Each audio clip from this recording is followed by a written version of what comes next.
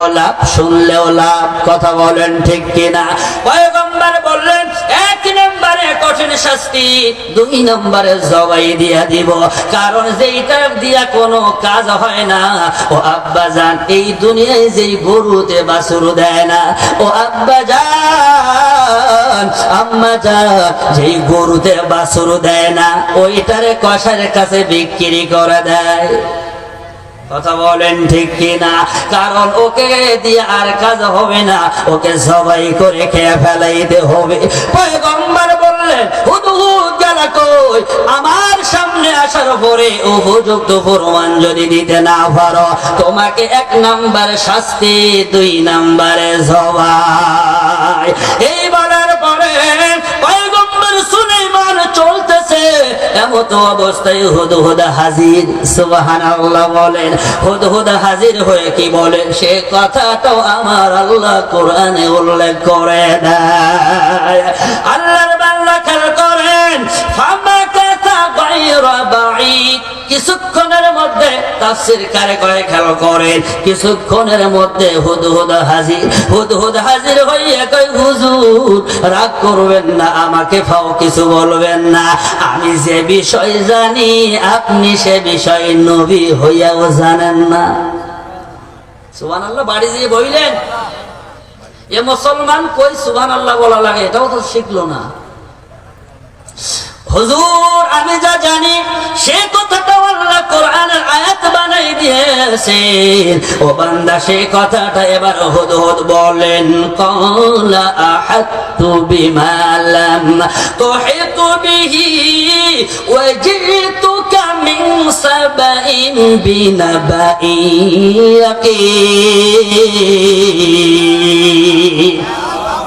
ও বান্দা, আল্লাহর কোরআন মজা আছে না নাই?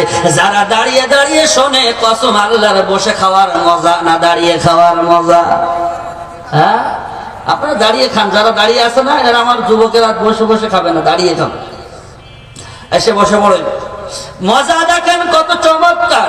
এই মাহফিলে আমি আমার জীবনেও আসি নাই।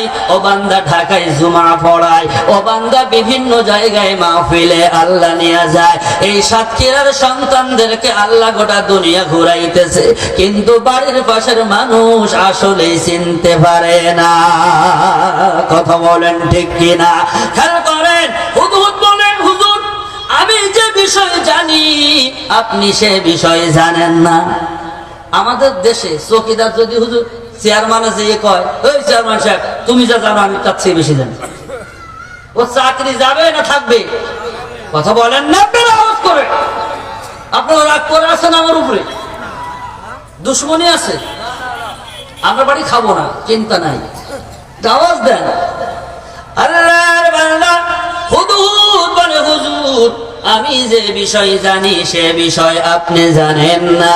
ও বান্দা, এখান থেকে মুফাসসিরিনে কেরাম বলেন, গার্জিয়ান শুধু হইলে হবে না, ও বান্দা ধৈর্যের পরিচয়টাও দিতে হবে।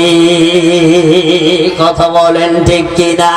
আমার আল্লাহ তাই কোরআনের ভিতরে বলেন, ইন্নাল্লাহা মা'আস সাবিরিন।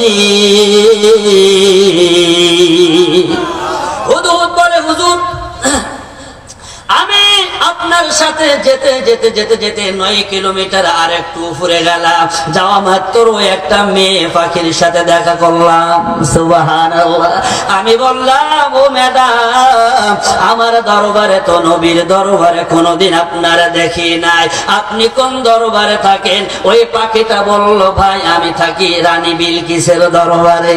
সুবহানাল্লাহ বলে, হুজুর আমি মেয়েটার সাথে কথা বলতে বলতে বলতে বলতে মিথ্যা বলবো না, পয়গম্বর গো এক পর্যায়ে প্রেমে পড়ে গেলাম। সুবহানাল্লাহ বলে। এই সমাজে প্রেম প্রীতি আছে না নাই? হে যুবক কথা বল, আছে না? মুকুন্দপুর প্রেম প্রেম নাই, ডিজিটাল বাংলাদেশে এই দেশে কিচ্ছু নাই, আছে নাকি? হুদহুদ বলতেছে, হুজুর আমি আপনার সাথে কথা বলতে ভুলে গেলাম, আমি ওর সাথে কথা বলতে বলতে ওর প্রেমে পড়ে গেলাম। শুধু আমরা প্রেম করবো, ওরা করবে না? কথা বলেন না কেন? ডিজিটালে বাংলাদেশে কত কিছু দেখার আছে, দেখতে গেলে শেষ হবে না, অল্প দেখো ভাই। পোলা মাইয়া জুয়ান বুড়া একই রোগে খাইছে ধরা, আধুনিকতার হাওয়া গায়ে লাগছে তাই। যে যাই কিছু বলুক না কেন গায়ে লাগে না, আমরা কিন্তু চালাক জাতি, মোটো ভয় পাই না। অঙ্গ দেশে ফেসবুক আছে, আমরা বলুক না। কথা বলেন আদব আখলাক কারে বলে মোটো জানে না, বড়দের সম্মান করা মানতে পারে না। একজনে একাধিক আইডি চালায় ভাই, ফেক আইডি নাম কত প্রকার তারও জানা নাই।